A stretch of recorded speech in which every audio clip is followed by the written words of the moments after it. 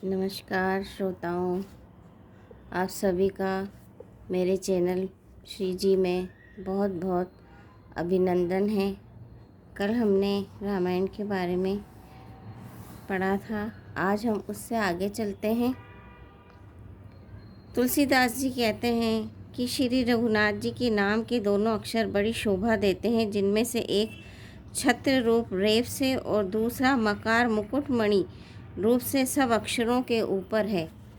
समुजत सरिस नाम अरुनामी प्रीति परस्पर प्रभु अनुगामी नाम रूप दई इस उपाधि अखत अनादि सुसा मुझि सादी। समझने में नाम और नामी दोनों एक से हैं, किंतु दोनों में परस्पर स्वामी और सेवक के समान प्रीति है। अर्थात नाम और नामी में पूर्ण एकता होने पर भी जैसे स्वामी के पीछे सेवक चलता है, उसी प्रकार नाम के पीछे नामी चलते हैं। प्रभु श्री राम जी अपने राम नाम का ही अनुगमन करते हैं, नाम लेते हैं, वहाँ आ जाते हैं। नाम और रूप दोनों ईश्वर की उपाधि है। ये भगवान के नाम और रूप दोनों अनिर्वचनीय है, अनादि है और सुंदर बुद्धि से ही इनका दिव्य अविनाशी स्वरूप जानने में आता है। इन नाम और रूप में कौन बड़ा है कौन छोटा, ये कहना तो अपराध है। इनके गुणों का तारतम्य कमी बेशी सुनकर साधु पुरुष स्वयं ही समझ लेंगे। रूप नाम के अधीन देखे जाते हैं, नाम के बिना रूप का ज्ञान नहीं हो सकता।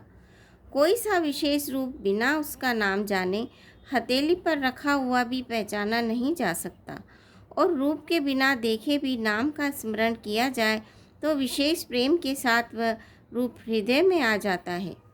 नाम और रूप की गति की कहानी, विशेषताओं की कथा अकथनीय है।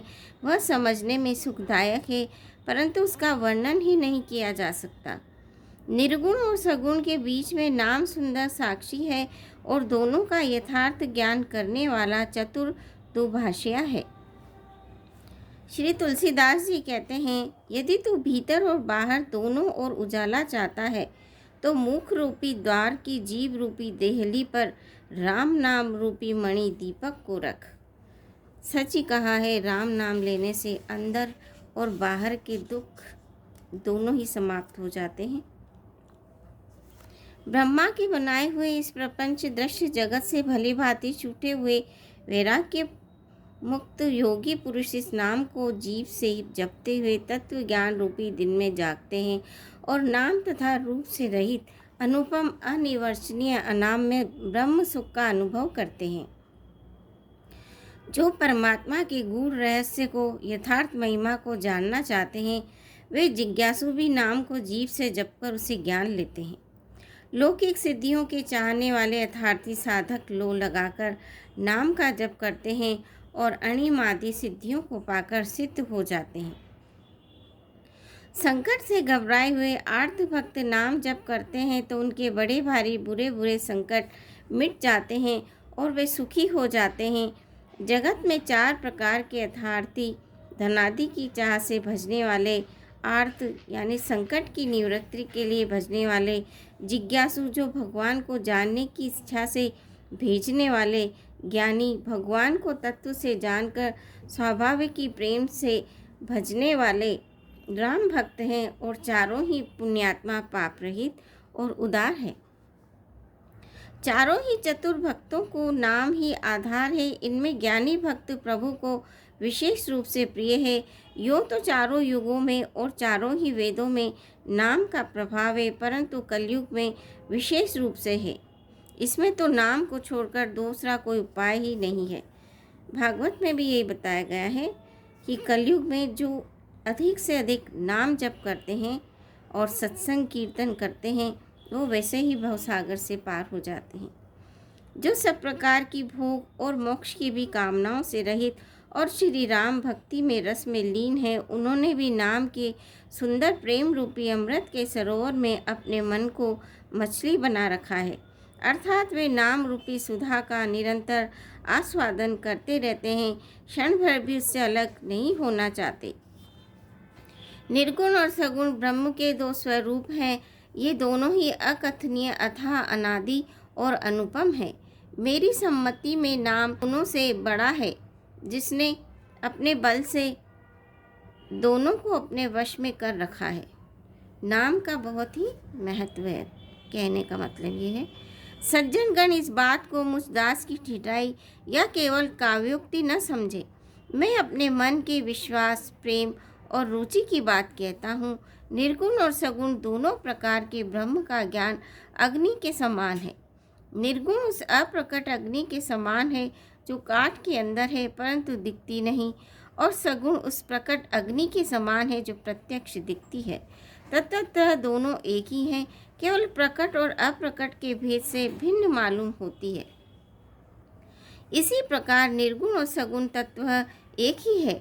इतना होने पर भी दोनों ही जानने में बड़े कठिन है, परंतु नाम से दोनों सुगम हो जाते हैं। इसी से मैंने नाम को निर्गुण ब्रह्म से और सगुण राम से बड़ा कहा है।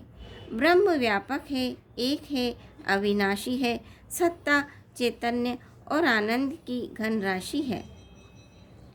ऐसे विकार रहित प्रभु के हृदय में रहते भी जगत के सब जीव दीन और दुखी है। नाम का निरूपण करके नाम के यथार्थ स्वरूप, महिमा, रहस्य और प्रभाव को जानकर नाम का जतन करने से, श्रद्धापूर्वक नाम जप रूपी साधना करने से वही ब्रह्म ऐसे प्रकट हो जाता है जैसे रत्न के जानने से उसका मूल्य। इस प्रकार निर्गुण से नाम का प्रभाव अत्यंत बड़ा है। अब अपने विचार के अनुसार कहता हूँ कि नाम सगुण राम से भी बड़ा है। यानी कि राम नाम को राम से भी बड़ा बताया गया है। श्रोताओं, श्री रामचंद्र जी ने भक्ति के हित के लिए मनुष्य शरीर धारण करके स्वयं कष्ट सहकर साधुओं को सुखी किया, परंतु भक्तगण प्रेम के साथ नाम का जप करते हुए सहजई में आनंद और कल्याण के घर हो जाते हैं। श्री राम जी ने एक तपस्वी की स्त्री अहल्या को ही तारा, परंतु नाम ने करोड़ों दुष्टों की बिगड़ी बुद्धि को सुधार दिया।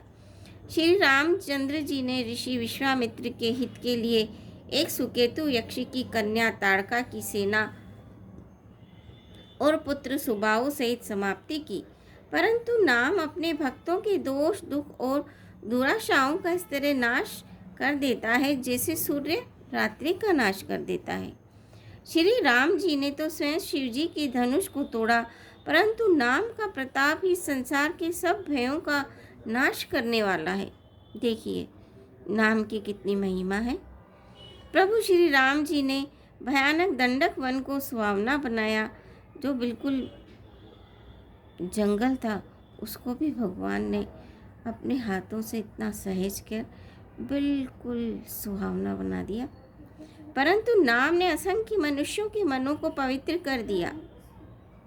श्री रघुनाथ जी ने राक्षसों के समूहों को मारा, परंतु नाम तो कलयुग के सारे पापों की जड़ उखाड़ने वाला है। श्री रघुनाथ जी ने तो शबरी, जटायु आदि उत्तम सेवकों को ही मुक्ति दी, परंतु नाम ने अगणित दुष्टों का उद्धार किया। नाम के गुणों की कथा वेदों में प्रसिद्ध है। श्री राम जी ने सुग्रीव और विभीषण दोनों ही अपने शरण में रखा, ये सब जानते हैं, परंतु नाम की अनेक गरीबों पर कृपा की है। नाम का यह सुंदर विरध लोक और वेद में विशेष रूप से प्रकाशित है। श्री राम जी ने तो भालू और बंदरों की सेना बटोरी और समुद्र पर पुल बांधने के लिए थोड़ा परिश्रम नहीं किया, परंतु नाम लेते ही संसार समुद्र ही सूख गया। सज्जनगण, मन में विचार कीजिए कि दोनों में से कौन बड़ा है। श्री रामचंद्र जी ने कुटुंब सहित रावण को युद्ध में मारा, तब सीता सहित उन्होंने अपने नगर अयोध्या में प्रवेश किया। राम राजा हुए, अवध उनकी राजधानी हुई। देवता और मुनि सुंदर वाणी से जिनके गुण गाते हैं, परंतु सेवक प्रेम पूर्वक नाम के स्मरण मात्र से बिना परिश्रम मोह की प्रबल सेना को जीतकर प्रेम में मग्न हुए अपने ही सुख में विचरते हैं। नाम के प्रसाद से उन्हें सपने में भी कोई चिंता नहीं सताती। इस प्रकार नाम निर्गुण ब्रह्म और सगुण राम दोनों से बड़ा है। यह वरदान देने वालों को भी वर देने वाला है। श्री शिव जी ने अपने हृदय में ये जानकर ही 100 करोड़ रामचरित्र मानसों में से इस राम नाम को ग्रहण किया है। नाम के ही प्रसाद से शिव जी अविनाशी हैं और अमंगल वेश वाले होने पर भी मंगल की राशि हैं। सुखदेव जी और सनकादि सिद्ध मुनि योगीगण नाम के ही प्रसाद से ब्रह्मानंद को भोगते हैं। नारद जी ने नाम के प्रताप को जाना है। हरि सारे संसार को प्यारे हैं, हरि को हर प्यारे हैं और आप श्री नारद जी हरि और हर दोनों को प्रिय हैं। नाम के जपने से प्रभु ने कृपा की, जिससे प्रहलाद भक्त शिरोमणि हो गए। ध्रुव जी ने ग्लानि से भी माता के वचनों से दुखी होकर सकाम भाव से हरि नाम को जपा और उसके प्रताप से अचल अनुपम स्थान ध्रुव लोक प्राप्त किया। हनुमान जी ने पवित्र नाम का स्मरण करके श्री राम जी को अपने वश में रखा। नीच, अजामिल, गज और गणिका भी श्री हरि के नाम के प्रभाव से मुक्त हो गए। मैं नाम की बड़ाई कहाँ तक कहूँ, राम भी नाम के गुणों को नहीं गा सकते। कलयुग में राम का नाम कल्पतरु और कल्याण का निवास, मुक्ति का घर है, जिसको स्मरण करने से भांग सा तुलसीदास तुलसी के समान पवित्र हो गया। केवल कलयुग की बात नहीं है, चारों युगों में, तीनों कालों में, तीनों लोकों में नाम को जपकर जीव शोक रहित हुए हैं। वेद, पुराण और संतों का मत यही है कि समस्त पुण्यों का फल श्री राम जी में प्रेम होना है। पहले सत्य युग में ध्यान से, दूसरे त्रेता युग में यज्ञ से और द्वापर में पूजने से भगवान प्रसन्न हुए। परंतु कलयुग में केवल पाप की जड़ और मलिन है। इसमें मनुष्य का मन पाप रूपी समुद्र में मछली बना हुआ है, अर्थात पाप से कभी अलग होना ही नहीं चाहता। इससे ध्यान, यज्ञ और पूजन नहीं बन सकते। ऐसे कराल काल में, कलयुग में मतलब नाम ही कल्प वृक्ष है, जो स्मरण करते ही संसार के सब जंजालों को नाश कर देने वाला है। कलयुग में यह राम नाम मनोवांछित फल देने वाला है। परलोक का परम हितैषी और इस लोक का माता पिता है, अर्थात परलोक में भगवान का परम धाम देता है और इस युग में माता पिता के समान सब प्रकार से पालन और रक्षण करता है।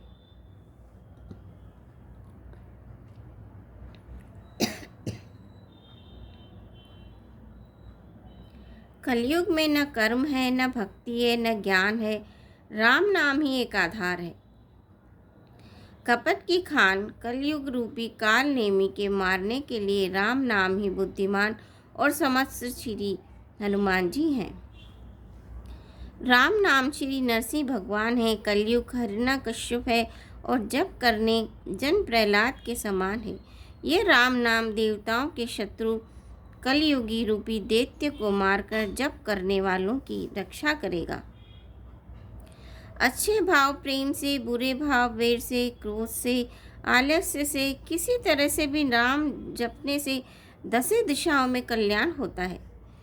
उसी परम कल्याणकारी राम नाम का स्मरण करके और श्री रघुनाथ जी को मस्तक नवाकर मैं राम जी के गुणों का वर्णन करता हूँ, ऐसा तुलसीदास जी कहते हैं। वे श्री राम जी मेरी बिगड़ी सब तरह से सुधार लेंगे, जिनकी कृपा करने से नहीं अघाती। राम से उत्तर स्वामी और मुझ सरीखा बुरा सेवक, इतने पर भी उन दयानिधि ने अपनी ओर देखकर मेरा पालन किया है। लोक और वेद में भी अच्छे स्वामी की यही रीति प्रसिद्ध है कि वह विनय सुनते ही प्रेम को पहचान लेता है। अमीर, गरीब, गंवार, नगर निवासी, पंडित, मूर्ख, बदनाम, यशस्वी,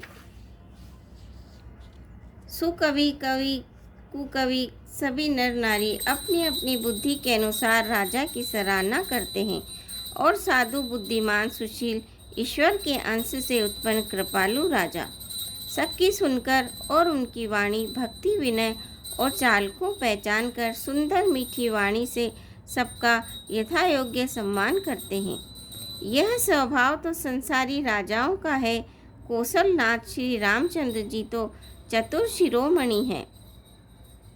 श्री राम जी तो विशुद्ध प्रेम से ही रीझते हैं, पर जगत में मुझसे बढ़कर मूर्ख और मलिन बुद्धि और कौन होगा। तथापि कृपालु श्री रामचंद्र जी दुष्ट सेवक की प्रीति और रुचि को अवश्य रखेंगे। जिन्होंने पत्थरों को जहाज और बंदर भालुओं को बुद्धिमान मंत्री बना लिया। सब लोग मुझे श्री राम जी का सेवक कहते हैं और मैं भी कहलाता हूँ। कहने वालों का विरोध नहीं करता। कृपालु श्री राम जी इस निंदा को सहते हैं कि श्रीनाथ सीतानाथ जी जैसे स्वामी का तुलसीदास सा सेवक है। अति बड़ी मोरी यह मेरी बहुत बड़ी ढिठाई और दोष है। मेरे पाप को सुनकर नरक ने भी नाक सिकोड़ ली है, अर्थात नरक में भी मेरे लिए ठोर नहीं है। यह समझकर मुझे अपने ही कल्पित डर से डर हो रहा है, किंतु भगवान श्री रामचंद्र जी ने तो स्वप्न में भी इस पर ध्यान नहीं दिया। वरन मेरे प्रभु श्री रामचंद्र जी ने तो इस बात को सुनकर देखकर अपने सुचित रूपी चक्षु से निरीक्षण कर मेरी भक्ति और बुद्धि की सराहना की। क्योंकि कहने में चाहे बिगड़ जाए, अर्थात मैं चाहे भगवान को भगवान का सेवक कहता कहलाता रहूं, परंतु हृदय में अच्छापन होना चाहिए। हृदय में तो अपने को उनका सेवक बनने योग्य नहीं मानकर पापी और दीन ही मानता हूँ। यह अच्छापन है। श्री रामचंद्र जी भी दास के हृदय की स्थिति जानकर रीझ जाते हैं। प्रभु के चित्त में अपने भक्तों की हुई भूल चूक याद नहीं रहती। वे उसे भूल जाते हैं और उनके हृदय को सौ बार याद करते रहते हैं। जिस पाप के कारण उन्होंने बाली को व्याध की तरह मारा था, वैसे ही कुछ चाल फिर सुग्रीव ने चली। वही करनी विभीषण की थी, परंतु श्री रामचंद्र जी ने स्वप्न में भी उसका मन में विचार नहीं किया। उल्टे भरत जी से मिलने के समय श्री रघुनाथ जी ने उनका सम्मान किया और राजसभा में भी उनके गुणों का बखान किया। प्रभु श्री रामचंद्र जी तो वृक्ष के नीचे और बंदर डाली पर, अर्थात कहाँ मर्यादा पुरुषोत्तम सच्चिदानंदन घन परमात्मा श्री राम जी और कहाँ पेड़ों की शाखाओं पर कूदने वाले बंदर, परंतु ऐसे बंदरों को भी उन्होंने अपने सम्मान बना लिया। तुलसीदास जी कहते हैं कि श्री रामचंद्र जी सरीखे शील निधान स्वामी कहीं भी नहीं है। हे राम जी, आपकी अच्छाई से सभी का भला है, अर्थात आपका कल्याणमय स्वभाव सभी का कल्याण करने वाला है। यदि यह बात सच है तो तुलसीदास जी का भी सदा कल्याण होगा। इस प्रकार अपने गुण दोषों को कहकर और सबको फिर से सिर निवाकर मैं श्री रघुनाथ जी का निर्मल यश वर्णन करता हूँ, जिसके सुनने से कलयुग के पाप नष्ट हो जाते हैं।